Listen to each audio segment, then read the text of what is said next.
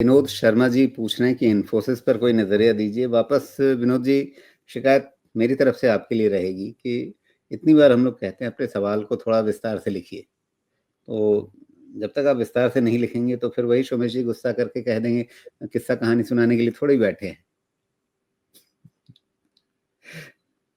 लेकिन जो रिजल्ट्स आए हैं सोमेश, उसके बाद और बीच में 3-4 दिन में आईटी सेक्टर थोड़ा रिबाउंड होता हुआ दिख रहा है, जिसको आप शॉर्ट कवरिंग ही कह रहे हैं। इस शॉर्ट कवरिंग में इन्फोसिस कितना आगे चल सकता है और क्या उसके बाद शॉर्ट कवरिंग जब निपट जाएगी तो क्या ये सेक्टर और उसके साथ इसका लीडर ये इन्फोसिस, ये दोनों फिर वापस नीचे की चाल रिज्यूम करेंगे? क्या नीचे की चाल में वापस चले आएंगे? मुझे ऐसा लगता है ना राजू जी कि 1500 1525 के आसपास तक इसकी शॉर्ट कवरिंग हो जाएगी।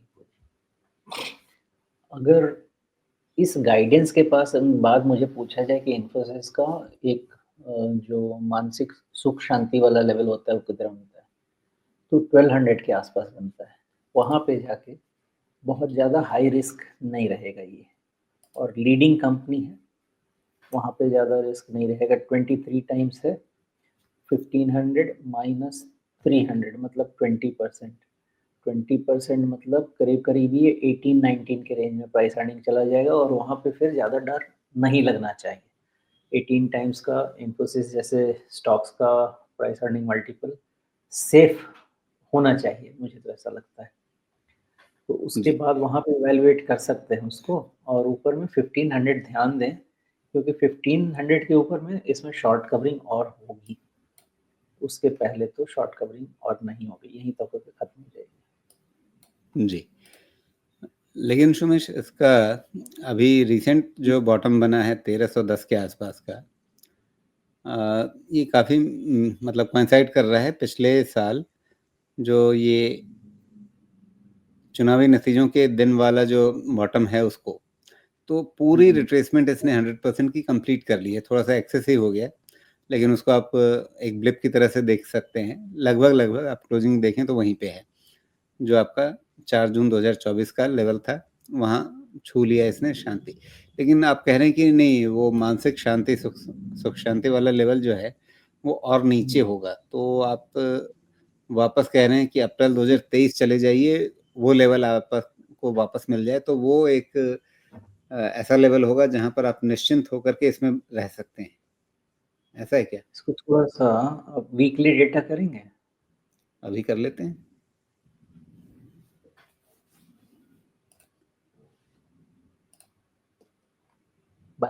बस नहीं, वो दोनों साथ में रखिए, पूरा थोड़ा साथ। हाँ, हुआ क्या है इसमें देखिए, इसमें पूरा आपका मनपसंद कटोरी तो बन गई, है ना? बिल्कुल बन गई। लेकिन चूँकि वैल्यूएशन इसका बहुत ही एक्सपेंसिव आप था पूरे कौन सेक्टर से इस का। कटोरी की बात कर रहे हैं ना? जी, जी, जी। वो बन गई पहली जी। वाली। जी।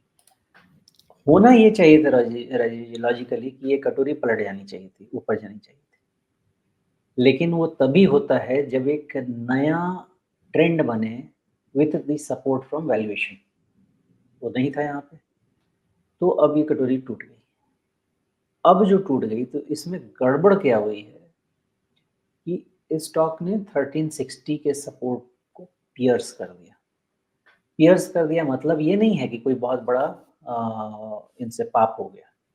लेकिन पियर्स करने का मतलब ये है कि अब ये इसकी एबिलिटी इवन ऑसिलेट करने की हो सकती है अप टिल 1200 और मे बी 10-20 रुपए ऊपर नीचे, क्योंकि वो स्ट्रॉन्ग बेस जो था वो तो छूट गया, तो अब इसके नीचे ऑसिलेशंस बन सकते हैं। और ये जो आपका राउंडिंग टॉप था, अब ये आप देखें तो आपका स्ट्रक्चरल डबल टॉप में कन्वर्ट हो जाएगा, है ना? यहाँ वाला नहीं, ये पूरा ही आप रखें वीकली डेटा को, और ओके। थोड़ा-सा वो। हाँ, तो ये पूरा जो है, इसकी एनालिसिस अब प्रॉपर डबल टॉप के हिसाब से हो सकती है, इसलिए हमें इसके फाइनल लेवल्स भी समझने होंगे। तो फाइनल लेवल्स हम सिर्फ प्राइस पैटर्न से समझ लें, कोई ज़रूरी तो नहीं है। यहाँ से भी कह सकते हैं ना कि भाई ब्रेकडाउन तो हो सकता है ना, इसीलिए मैं वहाँ पे वैल्यूएशन पिक्चर में लाके समझा रहा हूँ कि क्यों वहाँ पे बहुत रिस्क नहीं रहना चाहिए, बिकॉज़ मेरा ऐसा मानना है 18 टाइम्स 19 टाइम्स पे Infosys is not a bad deal. जी। 18-19 पर कोई बुरा सौदा नहीं होगा।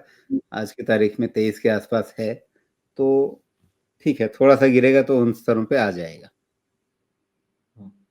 रिस्क तो देखिए कहीं से लें, कहीं पे भी 18 का 15 नहीं हो सकता है क्या? क्यों नहीं हो जी। सकता बाबू? वहाँ से अर्निंग डाउनग्रेड और शुरू हो जाए तो क्यों नहीं हो सकता है? लेकिन मेरा ये हुँ। कहना है कि जब तक कि 18-19 टाइम्स के पी वैल्यूएशन में ट्रेलिंग पी रहेगा, एज़ लॉन्ग एज़ वो मेंटेन कर सकते हैं, उससे ज़्यादा रिस्क होना नहीं चाहिए। जी।